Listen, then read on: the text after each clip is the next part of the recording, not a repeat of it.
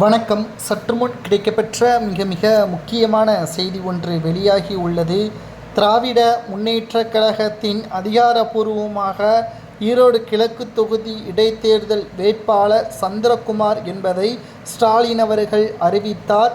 மேலும் கூட்டணியாக இருக்கக்கூடிய காங்கிரஸ் இதற்கு முழு சம்மதமும் தெரிவித்தது.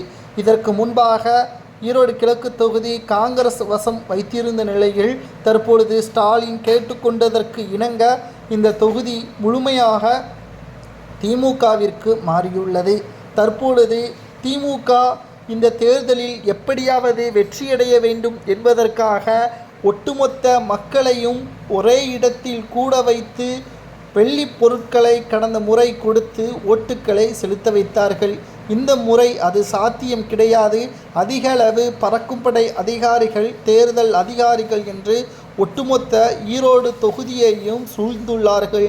இப்பொழுதே மக்களுக்கு ஓட்டுக்கு பணத்தை கொடுப்பதற்கான ஏற்பாடுகளை திமுகவின் வேட்பாளர் சந்திரகுமார் அவர்கள் செய்து வருகிறார். ஒரு ஓட்டிற்கு 5000 முதல் 7000 வரை கொடுப்பதாகவும், இந்த இடைத்தேர்தலை பொறுத்தளவிற்கு 1 கோடி ரூபாய் செலவு செய்வதற்கு தயார் என்றும் சந்திரகுமார் அவர்கள் தெரிவித்திருக்கிறார்.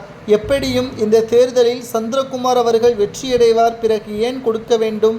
காரணம், ஆப்போசிட்டில் எந்த ஒரு எதிர்க்கட்சிகளுமே கிடையாது. ஆனால் நாம் தமிழர் இதில் களத்தில் இறங்கியுள்ளது.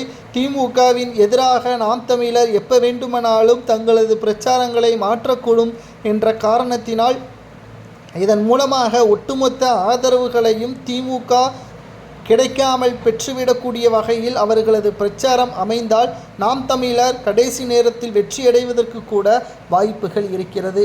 இதனை முன்வைத்து கொண்டுதான் தற்பொழுது திமுகவினர்கள் இவ்வாறு செய்து வருகிறார்கள். மேலும் 10 அமைச்சர்கள் வரை திமுகவில் இருந்து ஈரோடு கிழக்கு தொகுதிக்கு சென்று வருகிறார்கள்.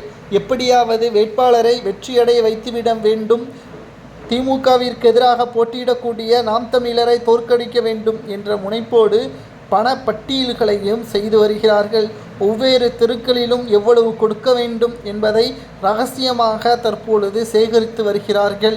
இந்த நிலையில்தான் ஈரோடு கிழக்கு தொகுதி வேட்பாளராக அறிவிக்கப்பட்ட சந்திரகுமார் அவர்கள் மீது புகார்கள் எழுந்துள்ளது என்றும், அவர் ஓட்டுக்கு பணத்தை கொடுக்கிறார் என்று நாம் தமிழர்கள் புகார் கொடுத்திருக்கக்கூடிய நிலையில் உடனடியாக அவரை கைது செய்து விசாரணை செய்ய வேண்டும். இல்லை என்றால் ஈரோடு இடைத்தேர்தலை நிறுத்த வேண்டும். பணத்தை கொடுத்ததன் காரணமாக வேட்பாளரை மாற்றினால் மட்டும்தான் வெற்றி திமுகவினருக்கு செல்லாமல் இருக்கும் என்பதை சுட்டிக்காட்டி நாம் தமிழர் கூறுவது சரியான